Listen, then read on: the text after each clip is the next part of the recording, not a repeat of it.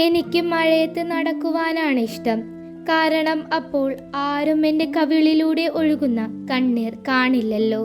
പാകമല്ലാത്ത പാൻറ്റും പാദങ്ങളിലെ വലിയ ഷൂസും കയ്യിലൊരു വടിയും തലയിൽ ഇടയ്ക്കിടെ പൊന്തുന്ന തൊപ്പിയും ചടുലമായ കാൽവെപ്പും ചുണ്ടിൽ പുഞ്ചിരിയുമായി എത്തുന്ന ചാപ്ലിൻ്റെ രൂപം കാണുമ്പോൾ കാണികളിൽ ചിരിയുണരും. ലോകത്തെ മുഴുവൻ ചിരിയുടെ കണ്ണീരിലാഴ്ത്തിയ ചാർലി ചാപ്ലിൻ 1889 ഏപ്രിൽ 16 ഹന്ന ചാപ്ലിൻ്റെയും ചാൾസ് ചാപ്ലിൻ സീനിയറിൻ്റെയും മകനായി ജനിച്ചു.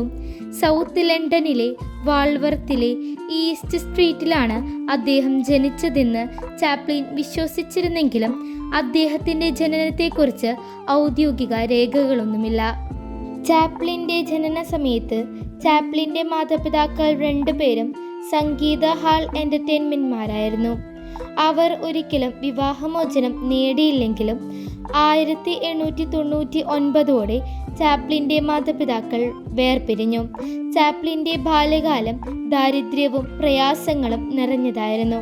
ലണ്ടൻ ജില്ലയായ കെന്നിങ്ടണിൽ അമ്മയ്ക്കും സഹോദരൻ സിഡ്നിക്കുമൊപ്പമായിരുന്നു ചാപ്ലിൻ്റെ ആദ്യകാലം. ഇടയ്ക്കിടെയുള്ള നേഴ്സിങ്ങും ഡ്രസ് മേക്കിങ്ങും അല്ലാതെ ഹന്നയ്ക്ക് വരുമാന മാർഗങ്ങളൊന്നും ഉണ്ടായിരുന്നില്ല. കൗൺസിൽ അദ്ദേഹത്തെ സെൻട്രൽ ലണ്ടൻ ഡിസ്ട്രിക്റ്റ് സ്കൂളിൽ പാർപ്പിച്ചു. അത് ചാപ്ലിൻ ഒരു നിർഭാഗ്യകരമായ അസ്തിത്വം എന്ന് ഓർത്തു. ഹോംസ് എന്ന നാടകത്തിലെ കൗമാരക്കാരനായ ചാപ്ലിൻ ആദ്യമായി അഭിനയിച്ചത് 5-ാം വയസ്സിലായിരുന്നു. 1894 ഒരു സംഗീത വേദിയിൽ തൻ്റെ അമ്മയ്ക്ക് പകരം ചാപ്ലിൻ അഭിനയിച്ചു. ചാപ്ലിൻ ഒരു കുട്ടിയായിരുന്നപ്പോൾ രോഗബാധിതനായി ആഴ്ചകളോളം കിടപ്പിലായിരുന്നു. അപ്പോൾ രാത്രികളിൽ ചാപ്ലിൻ ജനാലയ്ക്കൽ ഇരുന്ന് പുറത്ത് നടക്കുന്ന കാര്യങ്ങൾ ചാപ്ലിൻ അഭിനയിച്ച് കാണിച്ചു കൊടുക്കുമായിരുന്നു. 1993 Jim a romance of Cockayne എന്ന നാടകത്തിൽ ചാപ്ലിൻ അഭിനയിച്ചു. ചാപ്ലിൻ കേസിയുടെ കോട്ട് സർക്കസ് എന്ന വെറൈറ്റി ഷോയിൽ അംഗമായി. അടുത്ത വർഷം ചാപ്ലിൻ ഫ്രെഡ് കാർനോയുടെ ഫൺ ഫാക്ടറി കോമഡി കമ്പനിയിൽ അംഗമായി.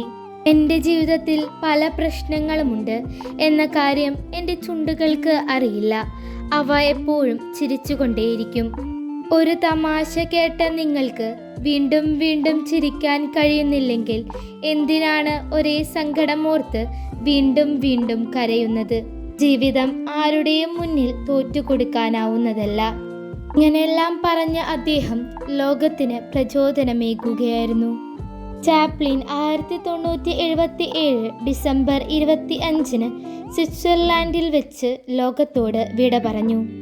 ലോകത്തെ കുടുകുടാ ചിരിപ്പിച്ച അദ്ദേഹം ഇന്നും പ്രചോദനമാകുന്നു.